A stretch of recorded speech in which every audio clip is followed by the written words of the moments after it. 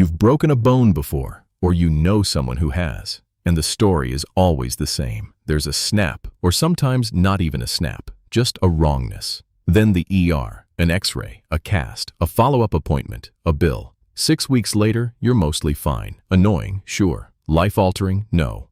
Now I want you to delete all of that. No hospital, no X-ray, no painkillers, no cast, no doctor, no 911. Just you, a bone that is very obviously not where it should be, and about 30 other people who need you to keep up tomorrow. That is the situation for basically every human who has ever lived until about 5 minutes ago in historical terms. So the question is genuinely fascinating and a little bit terrifying. What did ancient humans actually do about broken bones? Did they just die? Did they suffer and get left behind? Or did they figure something out? The answer is stranger, older, and honestly more impressive than you'd expect. Let's get into it. First, let's be clear about what a broken bone actually meant back then, because it's easy to underestimate. Today, a fracture is an inconvenience. In the Paleolithic, it was a category of emergency that touched everything. You live in a small mobile band, 20 to 50 people, and survival runs on movement. You follow the herds, you walk to the water, you forage across miles, you run from the thing that wants to eat you. A broken leg doesn't just hurt, it removes you from all of that. Overnight, you go from someone who contributes to someone who has to be carried, fed, and protected, while contributing nothing. In a world with no surplus, that is the most dangerous position a person can be in. So you'd expect the archaeological record to be brutal. You'd expect that a serious fracture was basically a death sentence, and that the bones we dig up would show people dying shortly after breaking something major. And here's the first surprise. That's not what we find. Not even close. We find the opposite. We find healed fractures everywhere. Across hundreds of thousands of years, across Neanderthals and early Homo sapiens and everyone in between, archaeologists keep pulling up skeletons with bones that were badly broken and then knitted back together. Arms, ribs, legs, collarbones, skulls. Breaks that clearly happened years, sometimes decades, before the person died. Which tells you something enormous right away. These people didn't just break bones and vanish. They broke bones and lived, often for a very long time afterward. And that single fact unlocks the whole story. Because a healed fracture is not just a medical event. It is a social event. It is physical proof that when this person went down, somebody caught them. Let's talk about the bone itself for a second, because you need to understand what your body is actually doing when it heals, and how much of it happens without any help at all. Bone is one of the only tissues in the human body that heals by regenerating rather than scarring. When you break one, your body launches an astonishingly organized repair operation. First, a blood clot forms around the break. Then, over weeks, your body builds a soft bridge of cartilage called a callus. Then it slowly replaces that callus with real, hard bone. And over months, it remodels the whole thing until it's nearly as strong as it was before. You do not have to understand any of this for it to work. A caveman didn't know what a callus was. His body knew. The healing was, in a sense, free. But,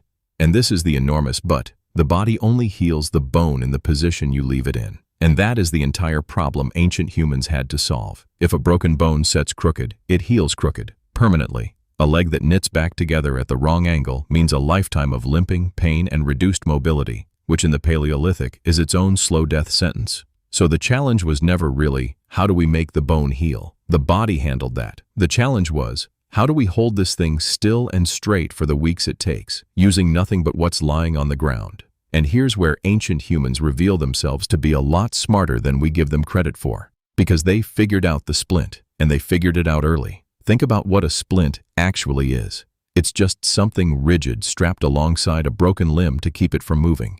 A couple of straight sticks, some strips of hide or plant fiber, maybe some soft moss or bark padding so it doesn't cut into the skin. That's it. That's the technology. But the concept behind it is the real invention. To make a splint, you have to understand that the bone is broken on the inside, that it needs to be held straight, and that if you keep it still long enough, it will fix itself.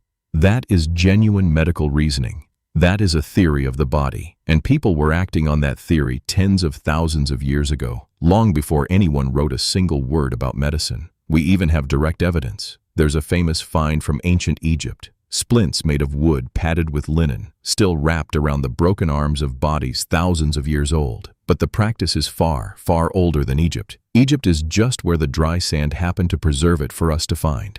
The knowledge itself stretches back into deep prehistory, passed down not in textbooks but person to person, hand to hand, one healer showing the next. Now let's talk about the part that really gets me, setting the bone. Because splinting only works if the bone is straight to begin with, and a bad break is not straight. Sometimes the two ends are overlapping, or twisted, or driven apart by the muscles yanking on them. To fix that, someone has to physically pull the limb, often hard, to drag the broken ends back into alignment before strapping it up. This is called reduction. It is done in hospitals today with sedation and muscle relaxants and a whole team. Ancient humans did it with grip strength and a screaming patient. No anesthesia. Someone held you down, someone pulled, and somebody in that band knew how to do it, knew roughly what aligned was supposed to feel like, knew how much force to use. That's not luck. That's expertise, living inside a person, being used. Which raises the obvious question. Who was that person? Because this is skilled work, and skilled work implies a specialist. And this is where the story gets genuinely moving. Every hunter-gatherer society we've ever studied has some version of a healer. Someone the group turns to when a body breaks. Part practical medic, part spiritual figure. This person accumulated knowledge over a lifetime. Which plants dull pain, which reduce swelling, how to clean a wound, how to pull a joint back into place, how to read whether someone was going to make it. Willow bark, for instance, contains a compound chemically related to aspirin, and people across the world independently discovered that chewing it eased pain and fever. Nobody knew the chemistry, everybody knew it worked. That knowledge was priceless, and it was carried in a single human memory and passed down by mouth across generations. But here's the deeper thing, and it's bigger than splints and willow bark. The reason healed fractures matter so much to archaeologists isn't just the medicine. It's what the medicine proves about us. Go back to that broken leg. For that bone to heal, the injured person had to be sheltered, fed, given water, and protected from predators for weeks or months while producing nothing. That only happens if the group decides they're worth keeping alive. And they decided that over and over and over again for hundreds of thousands of years, all the way back to the Neanderthals. There's a Neanderthal skeleton known as Shanidar 1, an older man who lived around 45,000 years ago. When scientists examined him, they found a catalog of catastrophic injuries, a crushing blow to the side of his head that likely blinded one eye, a withered, probably useless right arm, damage to his legs that would have made walking difficult and painful. And every one of those injuries had healed. This man was profoundly disabled for years in a harsh Ice Age world. And he survived anyway, which is only possible if the people around him, a species we spent decades dismissing as dumb brutes, chose to take care of him, fed him, kept him warm, kept him alive, long after he could return the favor. That is what a healed bone really is. It's not just biology, it's compassion, fossilized. It's the physical evidence that 10,000 generations ago, we were already the kind of creature that doesn't leave its wounded behind. So let's answer the question directly. What did ancient humans do about broken bones? They didn't panic, and they didn't give up. They pulled the bone straight, sometimes with terrible force. They bound it to sticks with hide and padded it with moss. They dulled the pain with the bark and plants their healer had spent a lifetime learning. And then they did the hardest and most human thing of all. They waited, and they carried you, and they fed you, and they let your own body do the quiet work of knitting itself back together, however many weeks that took. And it worked. We know it worked because we keep digging up the proof. Bones that broke, and then didn't just survive, but fully healed. Millions of people across the whole span of human history, walking around on legs that had shattered and been rebuilt, on arms that had snapped and grown strong again, living entire second acts of their lives on skeletons that had been broken and quietly, patiently repaired.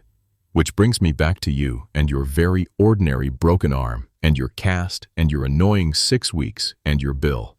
When you think about it that way, almost nothing about your recovery is actually modern. The X-ray is new, the painkillers are new, the clean plaster cast is new. But the essential thing, the thing that actually fixes you, is exactly as old as our species. Your body still heals a fracture the same way it did 40,000 years ago. And somebody still has to look after you while it does. A snapped bone, held still, given time, surrounded by people who decided you were worth keeping around. That's not medicine. That's older than medicine. That's just us, doing the thing we've always done, refusing to let a broken body be the end of the story. And apparently we've been doing it since long before we had a word for a doctor, a hospital, or a bone at all.